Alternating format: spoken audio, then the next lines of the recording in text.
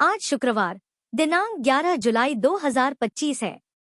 यह दिन माता संतोषी की उपासना के लिए अत्यंत शुभ और पुण्यदायी माना जाता है।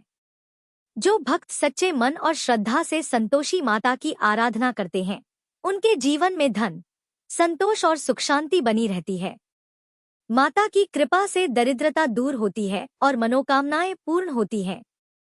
हर शुक्रवार को यदि विधिपूर्वक व्रत और पूजन किया जाए तो घर में प्रेम, समृद्धि और सौभाग्य स्थायी हो जाते हैं। तो आइए माता के चरणों में अपना मन लगाकर शुरू करते हैं आज का यह पावन वीडियो, जिसमें जानेंगे संतोषी माता की महिमा, व्रत की विधि, पौराणिक कथा और इस व्रत को करने से मिलने वाले दिव्य लाभ। संतोषी माता व्रत कथा। एक बुढ़िया थी, उसके 7 बेटे थे। 6 कमाने वाले थे जबकि एक निकम्मा था। बुढ़िया 6 बेटों की रसोई बनाती, भोजन कराती और उनसे जो कुछ जूठन बचती वह 7वें को दे देती। एक दिन वह पत्नी से बोला, देखो मेरी माँ को मुझ पर कितना प्रेम है। वह बोली, क्यों नहीं, सबका झूठा जो तुमको खिलाती है। वह बोला, ऐसा नहीं हो सकता है, मैं जब तक आंखों से न देख लूं मान नहीं सकता। बहू हंसकर बोली, देख लोगे तब तो मानोगे। कुछ दिन बाद त्योहार आया। घर में 7 प्रकार के भोजन और चूरमे के लड्डू बने। वह जांचने को सिर दुखने का बहाना कर पतला वस्त्र सिर पर ओढ़े रसोई घर में सो गया। वह कपड़े में से सब देखता रहा। 6 भाई भोजन करने आए।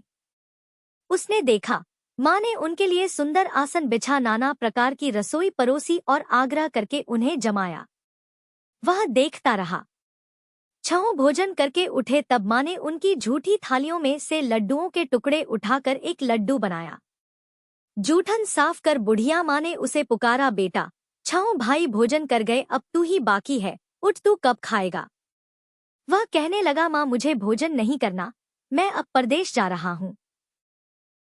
माँ ने कहा, कल जाता हो तो आज चला जा। वह बोला, हाँ आज ही जा रहा हूँ। यह कहकर वह घर से निकल गया। 7वें बेटे का परदेश जाना।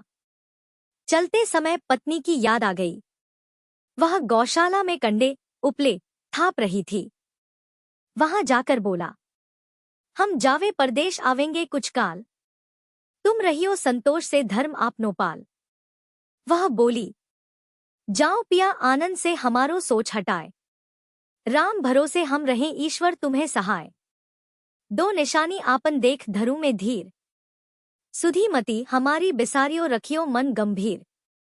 वह बोला, मेरे पास तो कुछ नहीं, यह अंगूठी है सो ले और अपनी कुछ निशानी मुझे दे। वह बोली, मेरे पास क्या है, यह गोबर भरा हाथ है। यह कहकर उसकी पीठ पर गोबर के हाथ की थाप मार दी। वह चल दिया। चलते चलते दूर देश पहुंचा। परदेश में नौकरी। वहां एक साहूकार की दुकान थी। वहां जाकर कहने लगा, भाई मुझे नौकरी पर रख लो। साहूकार को जरूरत थी, बोला रह जा। लड़के ने पूछा, तनख्वाह क्या दोगे। साहूकार ने कहा, काम देखकर दाम मिलेंगे। साहूकार की नौकरी मिली। वह सुबह 7 बजे से 10 बजे तक नौकरी बजाने लगा। कुछ दिनों में दुकान का सारा लेनदेन, हिसाब किताब, ग्राहकों को माल बेचना सारा काम करने लगा। साहूकार के 7-8 नौकर थे, वे सब चक्कर खाने लगे। यह तो बहुत होशियार बन गया। सेठ ने भी काम देखा और 3 महीने में ही उसे आधे मुनाफे का हिस्सेदार बना लिया। वह कुछ वर्ष में ही नामी सेठ बन गया और मालिक सारा कारोबार उस पर छोड़कर चला गया। पति की अनुपस्थिति में सास का अत्याचार। इधर उसकी पत्नी को सास ससुर दुख देने लगे। सारी गृहस्थी का काम कराके उसे लकड़ी लेने जंगल में भेजते। इस बीच घर के आटे से जो भूसी निकलती उसकी रोटी बनाकर रख दी जाती और फूटे नारियल की नारेली में पानी। एक दिन वह लकड़ी लेने जा रही थी। रास्ते में बहुत सी स्त्रियां संतोषी माता का व्रत करती दिखाई दी। संतोषी माता का व्रत। वह वहां खड़ी होकर कथा सुनने लगी और पूछा, बहनों तुम किस देवता का व्रत करती हो और उसके करने से क्या फल मिलता है। यदि तुम इस व्रत का विधान मुझे समझा कर कहोगे तो मैं तुम्हारा बड़ा एहसान मानूंगी। तब उनमें से एक स्त्री बोली, सुनो, यह संतोषी माता का व्रत है। इसके करने से निर्धनता, दरिद्रता का नाश होता है और जो कुछ मन में कामना हो सब संतोषी माता की कृपा से पूरी होती है। तब उसने उससे व्रत की विधि पूछी। संतोषी माता व्रत विधि। वह भक्तिनी स्त्री बोली, 1.25 आने का गुड़ चना लेना, इच्छा हो तो 5.25 आने का लेना या 1.25 रुपए का भी सहूलियत के अनुसार लाना। बिना परेशानी और श्रद्धा व प्रेम से जितना भी बन पड़े सवाया लेना। प्रत्येक शुक्रवार को निराहार रहकर कथा सुनना, इसके बीच क्रम टूटे नहीं, लगातार नियम पालन करना। सुनने वाला कोई न मिले तो घी का दीपक जला उसके आगे या जल के पात्र को सामने रखकर कथा कहना। जब कार्य सिद्ध न हो नियम का पालन करना और कार्य सिद्ध हो जाने पर व्रत का उद्यापन करना। 3 मास में माता फल पूरा करती है। यदि किसी के ग्रह खोटे भी हों तो भी माता वर्ष भर में कार्य सिद्ध करती है। फल सिद्ध होने पर उद्यापन करना चाहिए, बीच में नहीं। उद्यापन में 2.5 सेर आटे का खाजा तथा इसी परिमाण से खीर तथा चने का साग करना। 8 लड़कों को भोजन कराना, जहां तक मिले देवर, जेठ, भाई बंधु के हों, न मिले तो रिश्तेदारों और पास पड़ोसियों को बुलाना। उन्हें भोजन करा यथाशक्ति दक्षिणा दे माता का नियम पूरा करना। उस दिन घर में खटाई न खाना। यह सुन बुढ़िया के लड़के की बहू चल दी। व्रत का प्रण करना और मां संतोषी का दर्शन देना। रास्ते में लकड़ी के बोझ को बेच दिया और उन पैसों से गुड़चना ले माता के व्रत की तैयारी कर आगे चली और सामने मंदिर देखकर पूछने लगी, यह मंदिर किसका है? सब कहने लगे, संतोषी माता का मंदिर है। यह सुनकर माता के मंदिर में जाकर चरणों में लोटने लगी। दीन हो विनती करने लगी, मां मैं निपट अज्ञानी हूँ, व्रत के कुछ भी नियम नहीं जानती, मैं दुखी हूँ। हे माता, जगत जननी मेरा दुख दूर कर, मैं तेरी शरण में हूँ। माता को दया आई। एक शुक्रवार बीता कि दूसरे को उसके पति का पत्र आया और तीसरे शुक्रवार को उसका भेजा हुआ पैसा आ पहुंचा। यह देख जेठ जेठानी मुंह सिकोड़े लगे। लड़के ताने देने लगे, काकी के पास पत्र आने लगे, रुपया आने लगा, अब तो काकी की खातिर बढ़ेगी। बेचारी सलता से कहती, भैया कागज आवे रुपया आवे, हम सब के लिए अच्छा है। ऐसा कहकर आंखों में आंसू भरकर संतोषी माता के मंदिर में मातेश्वरी के चरणों में गिरकर रोने लगी। माँ, मैंने तुमसे पैसा कब मांगा है? मुझे पैसे से क्या काम है? मुझे तो अपने सुहाग से काम है। मैं तो अपने स्वामी के दर्शन मांगती हूँ। तब माता ने प्रसन्न होकर कहा, जा बेटी, तेरा स्वामी आएगा। यह सुनकर खुशी से बावली होकर घर में जा काम करने लगी। अब संतोषी माँ विचार करने लगी, इस भोली पुत्री को मैंने कह तो दिया कि तेरा पति आएगा, लेकिन कैसे? वह तो इसे स्वप्न में भी याद नहीं करता। उसे याद दिलाने को मुझे ही जाना पड़ेगा। इस तरह माताजी उस बुढ़िया के बेटे के पास जा स्वप्न में प्रकट हो कहने लगी, साहूकार के बेटे, सो रहा है या जागता है? वह कहने लगा, माता सोता भी नहीं, जागता भी नहीं हूँ, कहो क्या आज्ञा है? माँ कहने लगी, तेरे घर बार कुछ है कि नहीं? वह बोला, मेरे पास सब कुछ है, माँ बाप है, बहू है, क्या कमी है?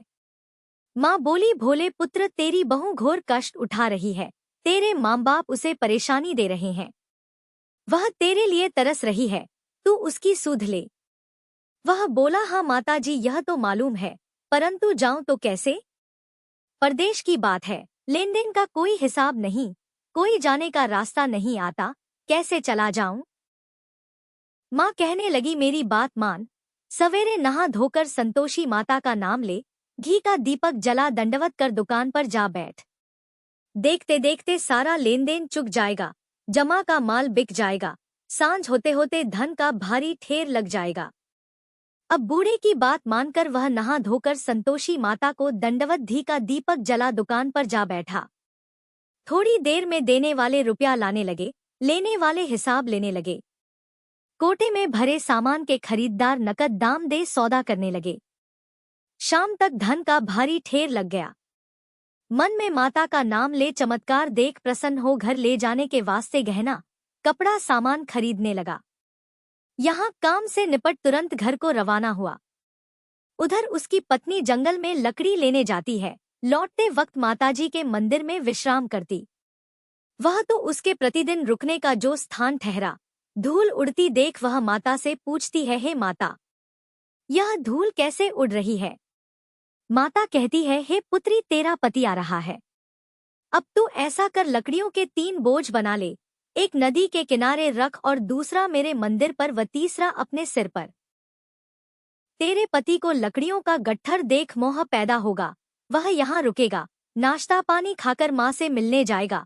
तब तू लकड़ियों का बोझ उठाकर जाना और चौक में गट्ठर डालकर जोर से आवाज लगाना, लो सासू जी, लकड़ियों का गट्ठर लो, भूसी की रोटी दो, नारियल के खेपड़े में पानी दो, आज मेहमान कौन आया है।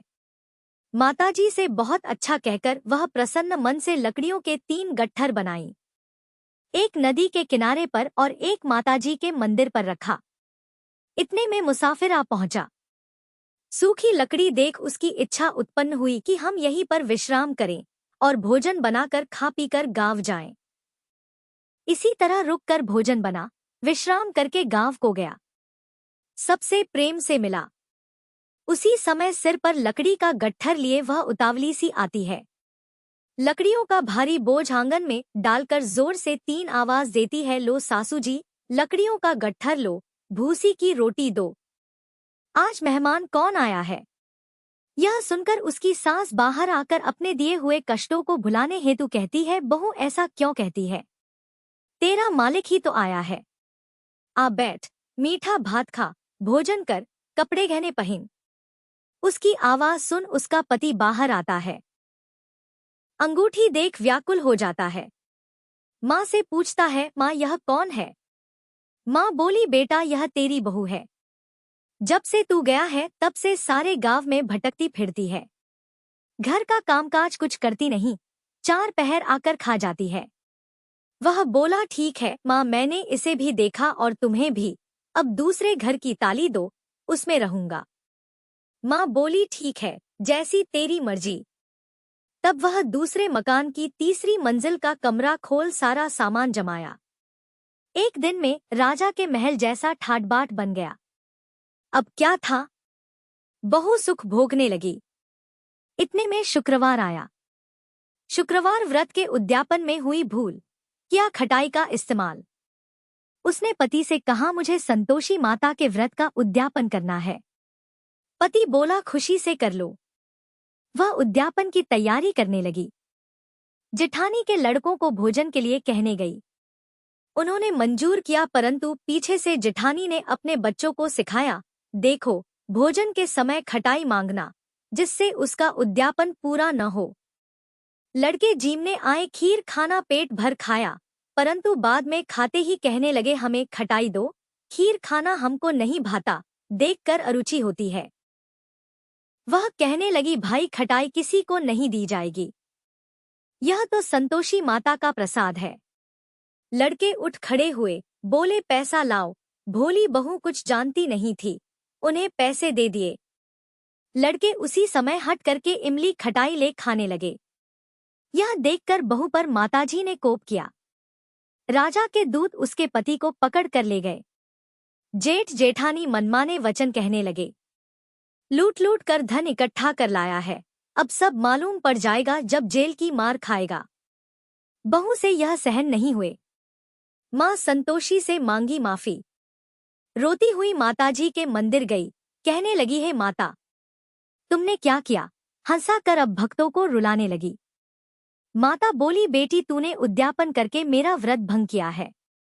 वह कहने लगी, माता मैंने कुछ अपराध किया है, मैंने तो भूल से लड़कों को पैसे दे दिए थे, मुझे क्षमा करो, मैं फिर तुम्हारा उद्यापन करूंगी। माँ बोली, अब भूल मत करना।